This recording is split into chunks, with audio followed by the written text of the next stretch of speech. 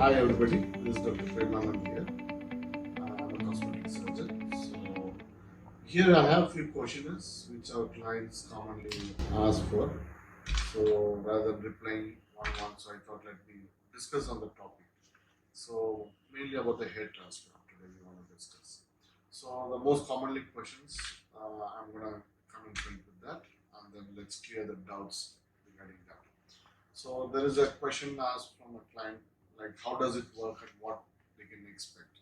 So this is something like the permanent solution. So it works like we take from a donor site, that is where the hair is strong and good and thick enough, and we that is called the donor site. We take a hair out, or what we say is we pluck a hair from there and we place it where there is no hair. So on the bald scalp or where the shiny surface of the scalp. Scalp is the skin on the forehead or on the this. So this is a permanent solution.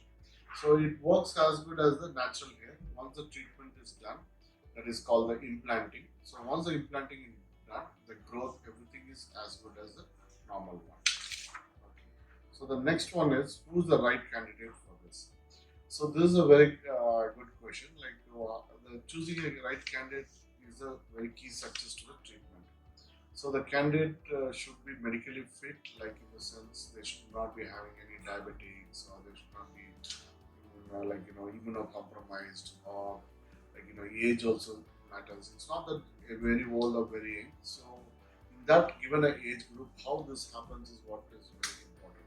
So why the hair fall is happening, the genetical cause, or is there any scalp infection, or is there any underlying condition.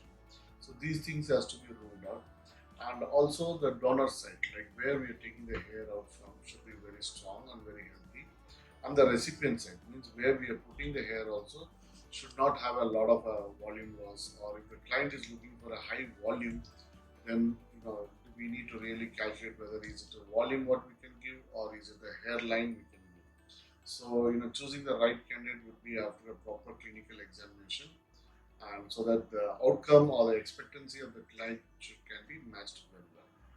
The next one would be the how does the hair growth, or how does this transplant helps in the hair growth. So there is nothing like a hair growth and all. So usually there are three phases of the hair growth in the normal hair.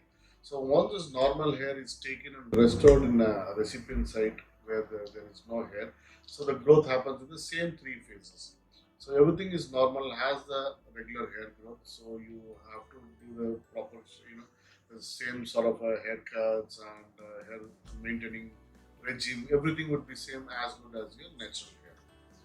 And the next is comparing different types of hair transplant techniques. Yes, there's a lot of myths in the industry about the technique. So there are FEU, FUT, and there are there's hair weaving, hair systems, all this. So what is the more consistent, more natural, and more dependable is the FUE, that is follicular unit extraction.